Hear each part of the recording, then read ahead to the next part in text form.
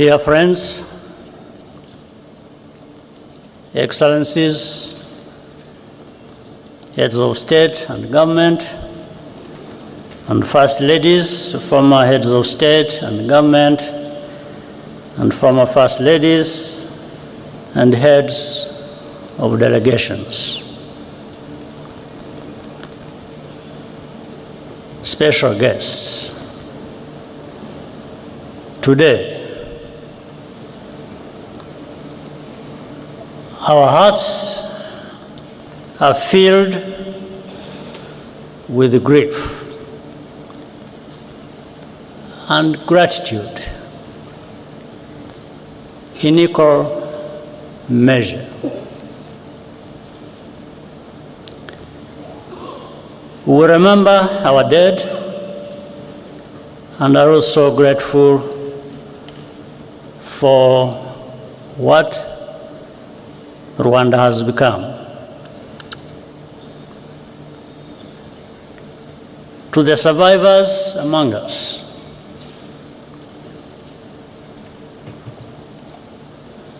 we are in your debt.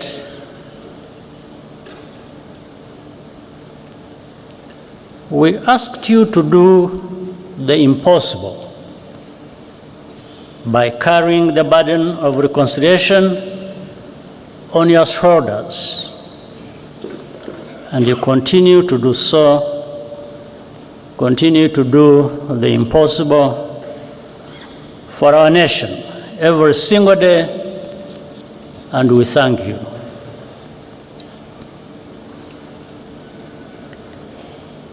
As the years pass, the descendants of survivors increasingly struggle with the quiet loneliness of longing for relatives they never met or never even got the chance to be born.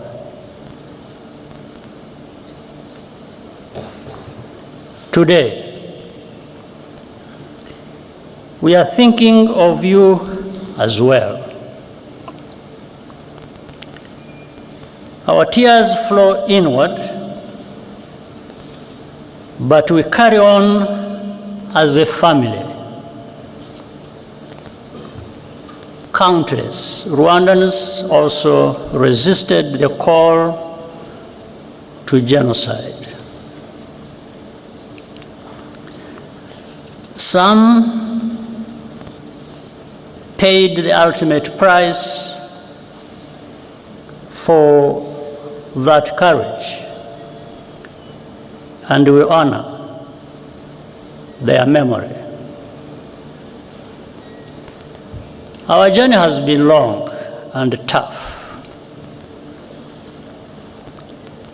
Rwanda was completely humbled by the magnitude of our loss.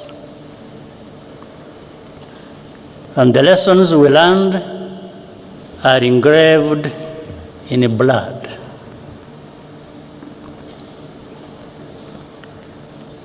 But the tremendous progress of our country is plain to see, and it is a result of the choices we made together to resurrect our nation. The foundation of everything is unity.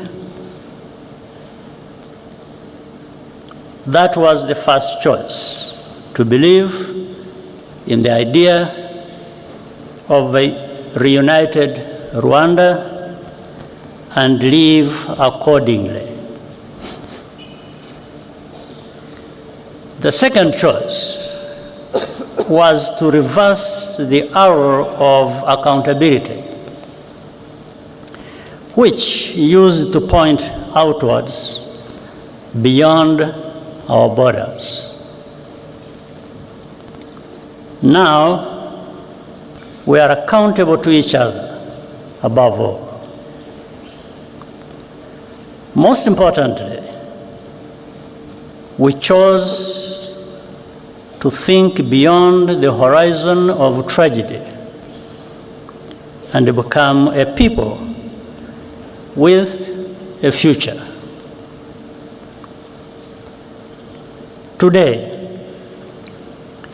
we also feel a particular gratitude to all the friends and representatives here with us from around the world. We are deeply honored by your presence alongside us on this very heavy day.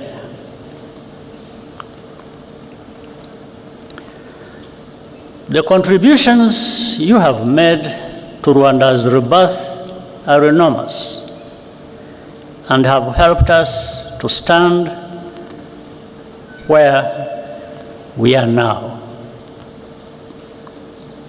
I want to recognize a few while also asking for forgiveness for not being able to mention all who deserve it. For example, Uganda, which carried the burden of Rwanda's internal problems for so many years and was even blamed for that. The leadership and the people of Ethiopia and Eritrea helped us in starting to rebuild at that time. In fact, Prime Minister Abiy Ahmed, who is here, even served as a young peacekeeper in the immediate aftermath of the genocide. There is Kenya, Burundi, the Democratic Republic of Congo hosted large numbers of Rwandan refugees and gave them a home. Tanzania as well, and also played a unique role at many critical points, including hosting and facilitating the Arusha peace process. And here, I must single out the late President Julius Nyerere, who embodied the spirit which laid that foundation. The Republic of Congo has been a productive partner in rebuilding and more. Many of the countries represented here today also sent their sons and daughters to serve as peacekeepers in Rwanda. Those soldiers did not fail Rwanda. It was the international community which failed all of us, whether from contempt or cowardice. Among those here with us today, I salute the widow and daughter of the late Captain Mbaye Diagne of Senegal, who died a hero as he rescued many Rwandans from death.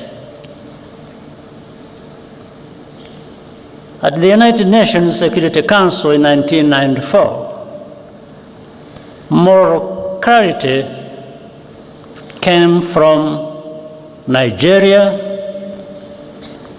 the Czech Republic, and even as far away as New Zealand.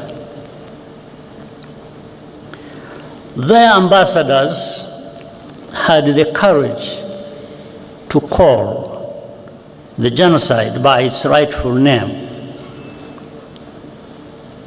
and resist political pressure from more powerful countries to hide the truth.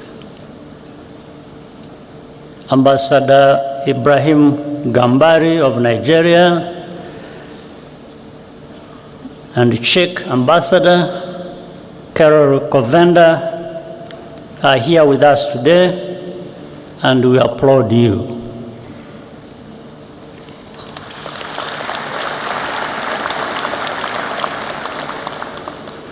Even in countries where government policy was on the wrong side of history, both during the genocide and even afterwards,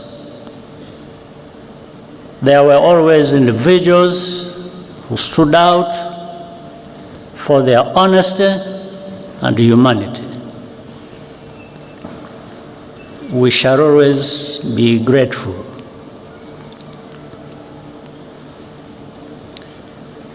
We also appreciate the tangible support we have received from partners beyond our continent over the past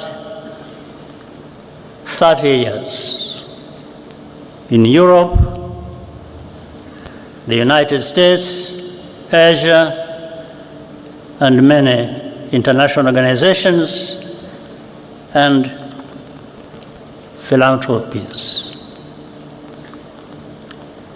A notable example of solidarity came to us from South Africa, one among many. Indeed, the entire arc of our continent's hopes and agonies could be seen in those few months of 1994. As South Africa ended apartheid and elected Nelson Mandela president, in Rwanda, the last genocide of the 20th century was being carried out. The new South Africa paid for Cuban doctors to help rebuild our shattered health system and opened up its universities to Rwandan students, paying only local fees. Among the hundreds of students who benefited from South Africa's generosity, some were orphaned survivors, others were the children of perpetrators,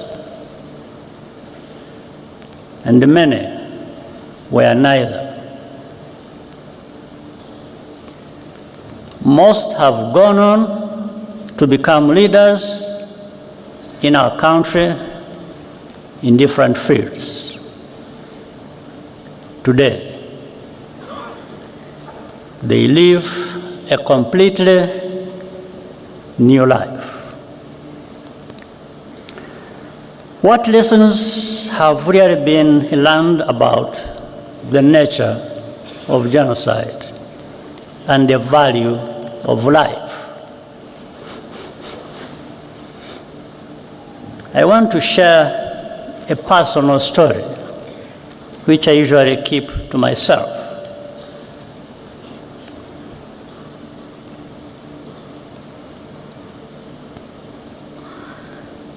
My cousin,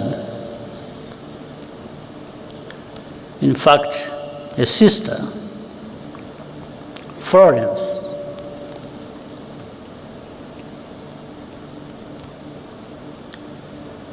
worked for the United Nations Development Program in Rwanda for more than 15 years. After the genocide started, she was trapped in her house near the Camp Kigali Army Barracks with her niece and other children and neighbors, around a dozen people in total. The telephone in Francis' house still worked, and I called her several times using my satellite phone. Each time we spoke, she was more desperate, but our forces could not reach the area. When the commander of the UN peacekeeping mission, General Dallaire, visited me where I was in Mulindi, I asked him to rescue Florence. He said he would try.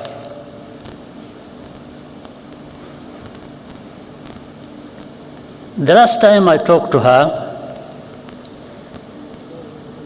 I asked her if anyone had come. She said no, and started crying.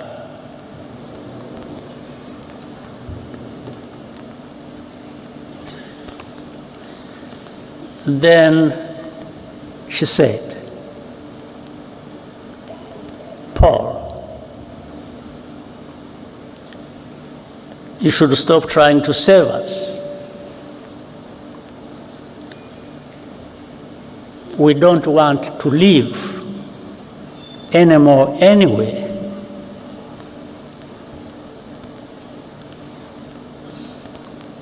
I quickly understood what she was saying, and she hung up.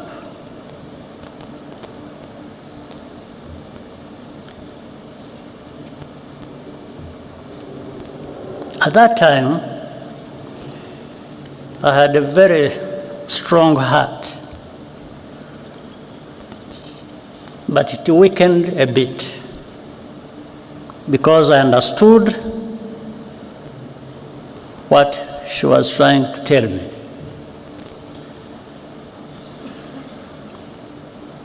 On the morning of May 16th, following a month of torture,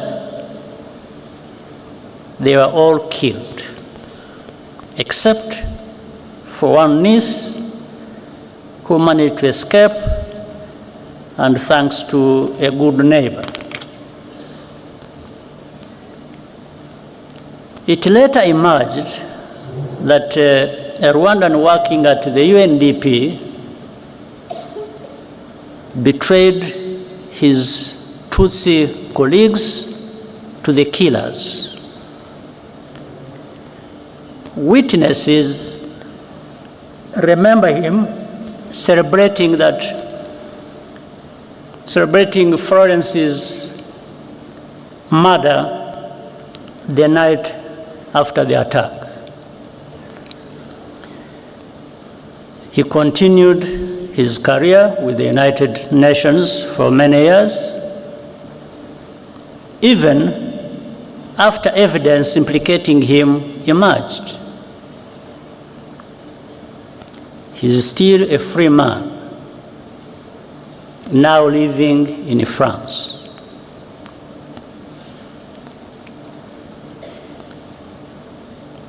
I asked General Dallaire what happened.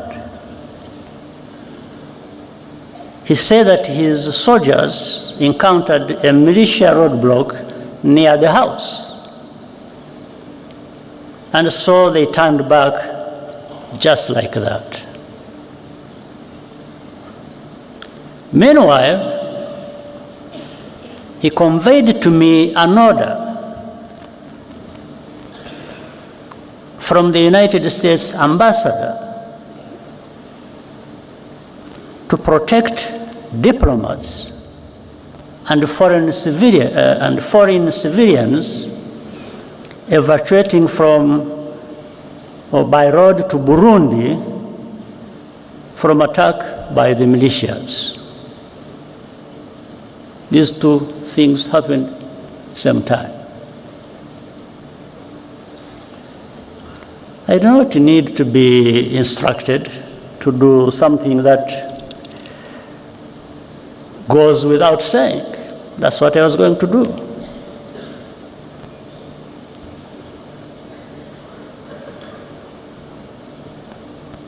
But the militias ran away, or rather peacekeepers ran away from militias, were manning a roadblock.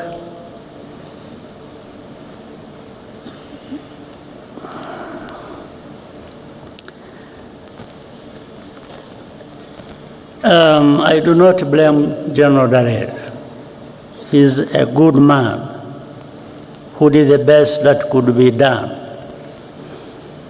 in the worst conditions imaginable, and who has consistently borne witness to the truth despite the personal cost.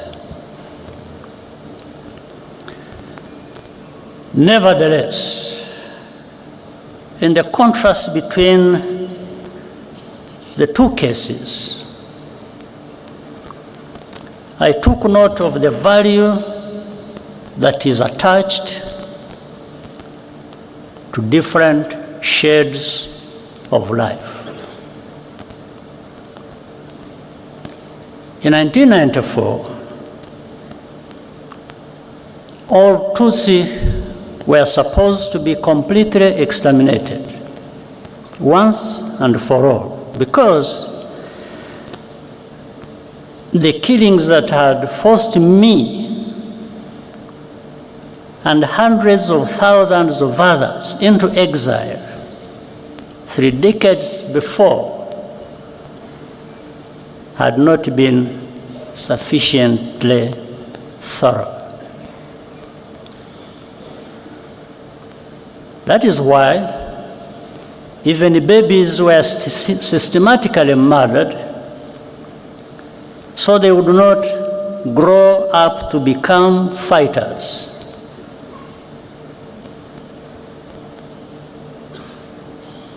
Rwandans will never understand why any country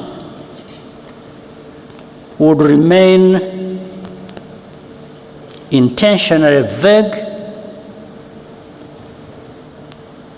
about who was targeted in the genocide.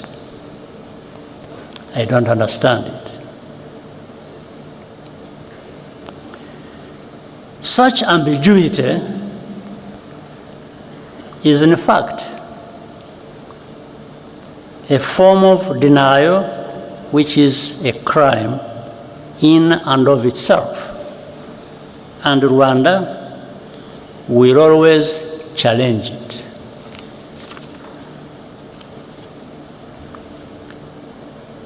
When the genocidal forces fled to Zaire, now the Democratic Republic of Congo, in July 1994,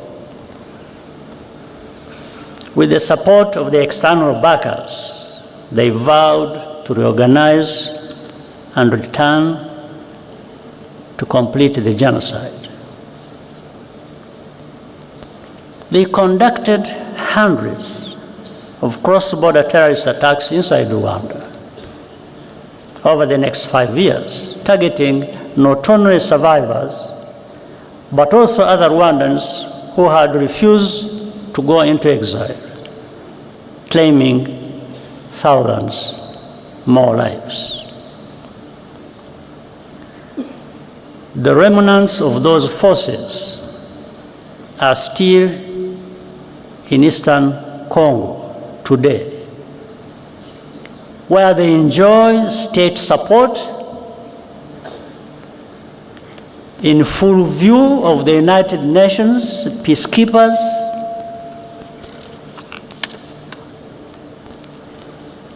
their objectives have not changed. And the only reason this group, today known as FDLR,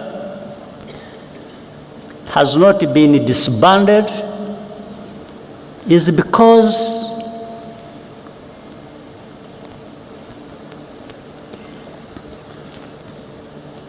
their continued existence serves some unspoken interest.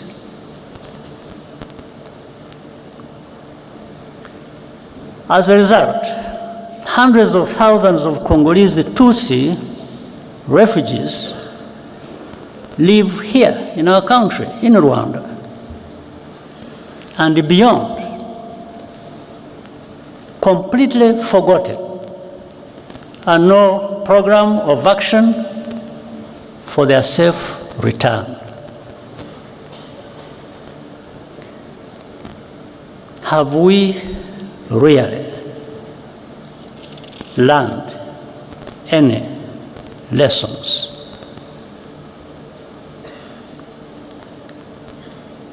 We see too many actors, even some from Africa,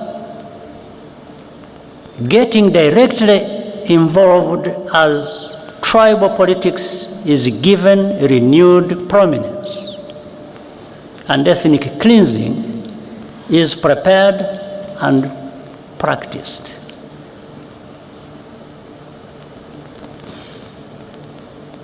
What has happened to us? Is this the Africa we want to live in? Is this the kind of world we want?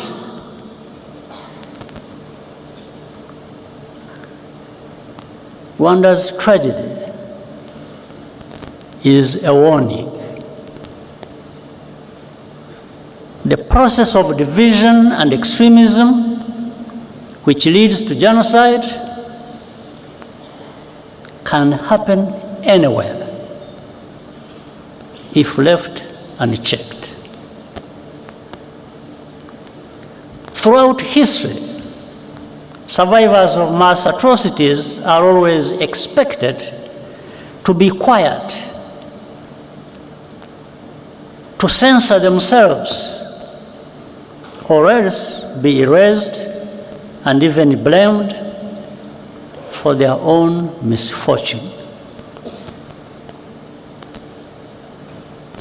Their testimony is living evidence of complicity, and it unsettles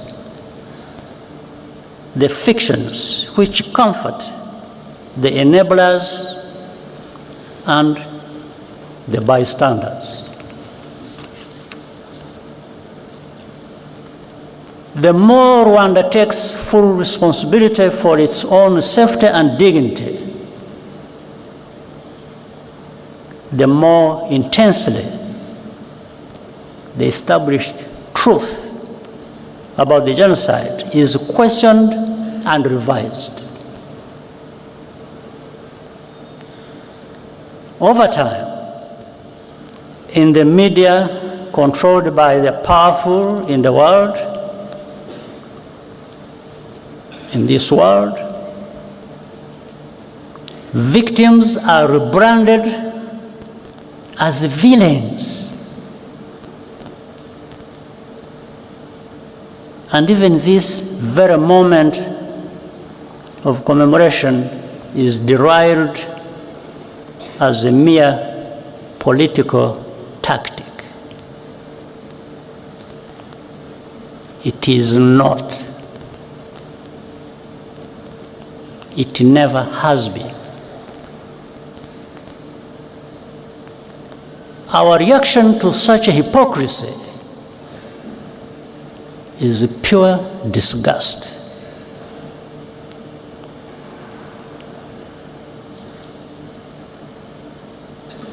We commemorate because those lives mattered to us. Rwandans cannot afford to be indifferent to root causes of genocide. We will always pay maximum attention, even if we are alone.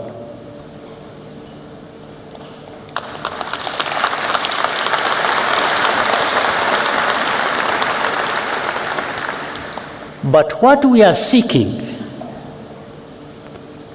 is solidarity and partnership to recognize and confront these threats together as a global community.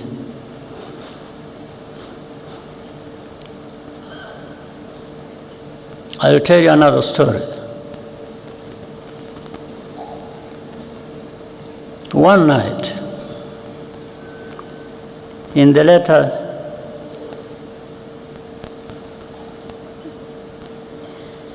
days of the genocide,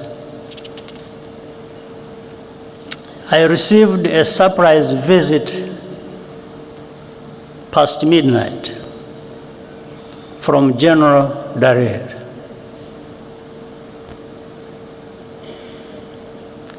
He brought a written message of which I still have a copy from the French general commanding the force that France had just deployed in the western part of our country, that Operation Turquoise.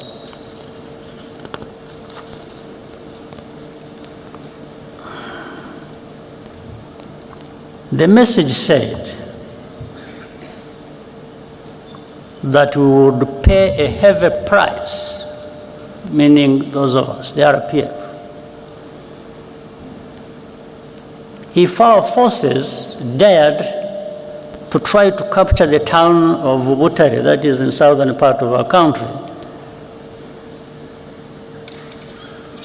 So, and General Dallaire gave me additional advice. He said, in fact, he warned me. He said that the French had attacked helicopters and all kinds of arms.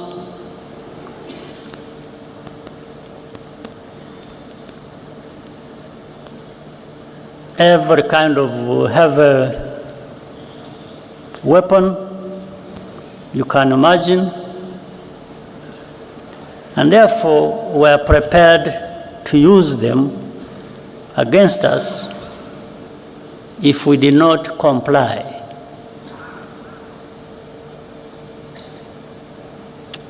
I asked Dallaire, I asked him whether French soldiers bleed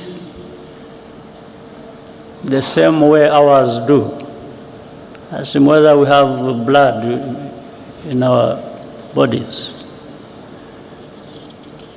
Then I thanked him and told him that he should just go and have rest and sleep, and have his sleep. After giving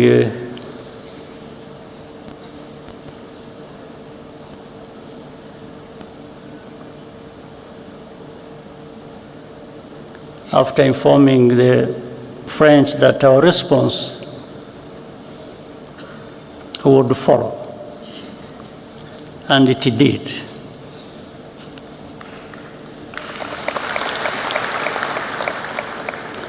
I immediately radioed the commander of the forces that were actually in that direction, in that area. Is called Fred Ibingira.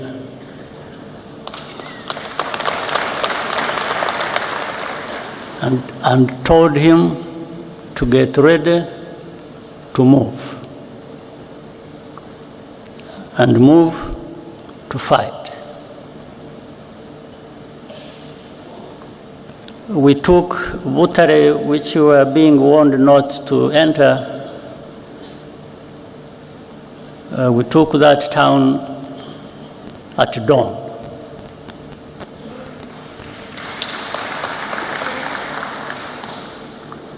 Within weeks, the entire country had been secured.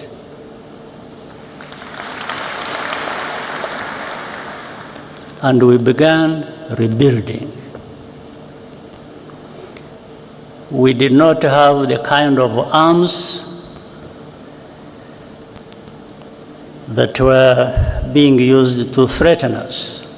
But I reminded some people that this is our land, this is our country. Those who bleed will bleed over it.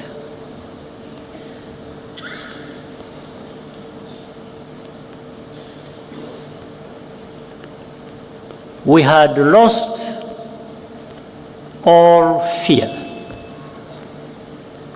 Each challenge or indignity just made us stronger. After the genocide, we faced the puzzle of how to prevent it from recurring. There were three broad lessons we learned as a result of our experience. First, only we as Rwandans and Africans can give full value to our lives.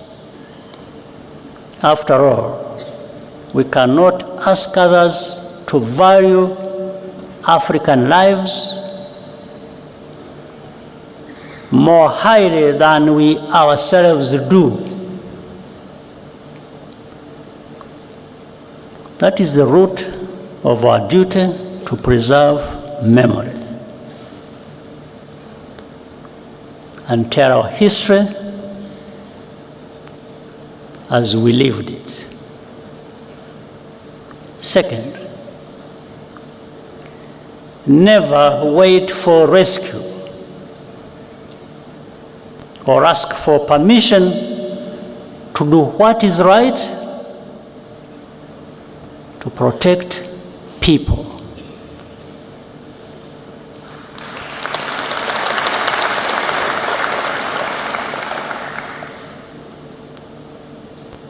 And that's why some people must be joking when they threaten us with all kinds of things and they don't know what they're talking about.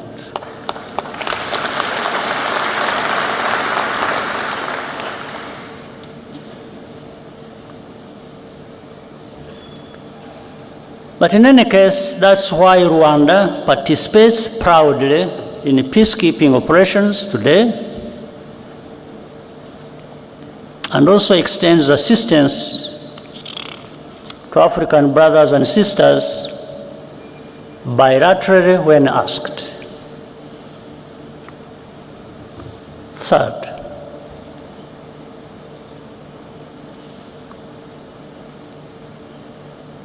stand firm against the politics of ethnic populism in any form.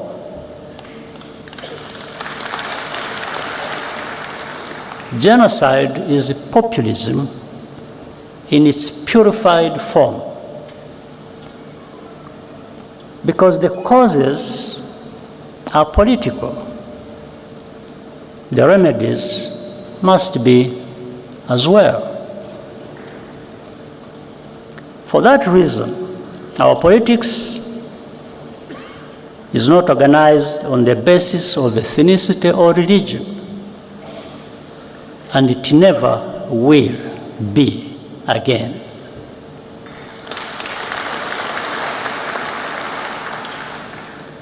The life of my generation has been a recurring cycle of genocidal violence.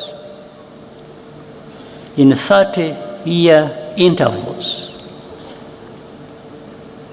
From the early 1960s to 1994, to the signs we see in our region today in 2024. Only a new generation of young people have the ability to renew and redeem a nation after genocide. Our job was to provide the space and the tools for them to break the cycle. And they have. What gives us hope and confidence are the children we saw in the performance area, or the youth who created the tradition of Walk to Remember that will occur later today. Nearly 3/4 of Rwandans today are under age 35. They either have no memory of the genocide or were not yet born. Our youth are the guardians of our future.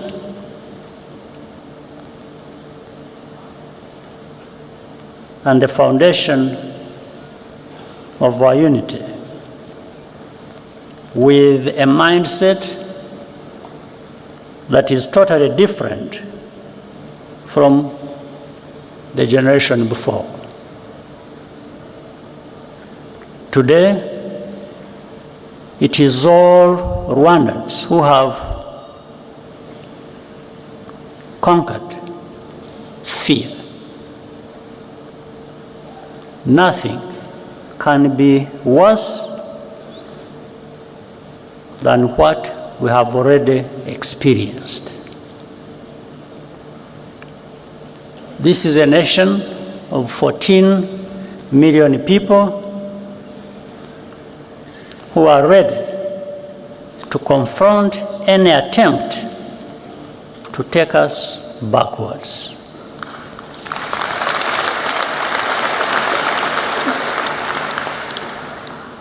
The Rwandan story shows how much power human beings have within them.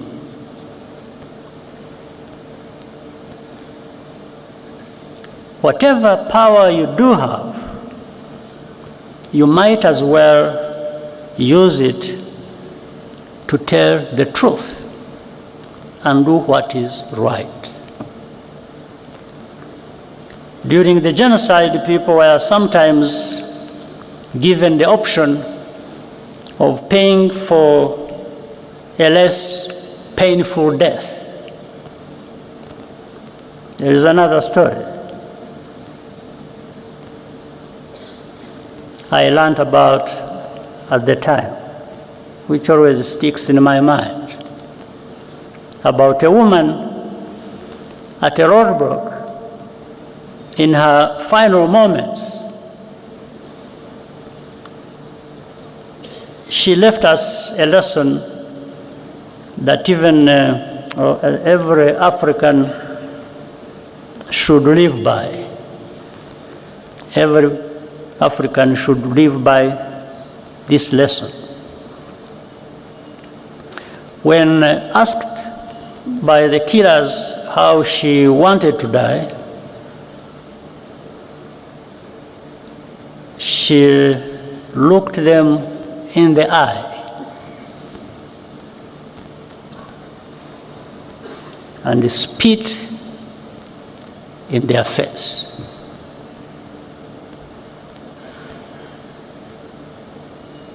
Today, because of the accident of survival, our only choice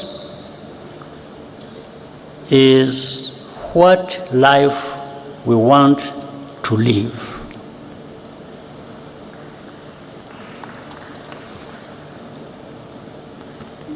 our people will never, and I mean never, be left for dead again.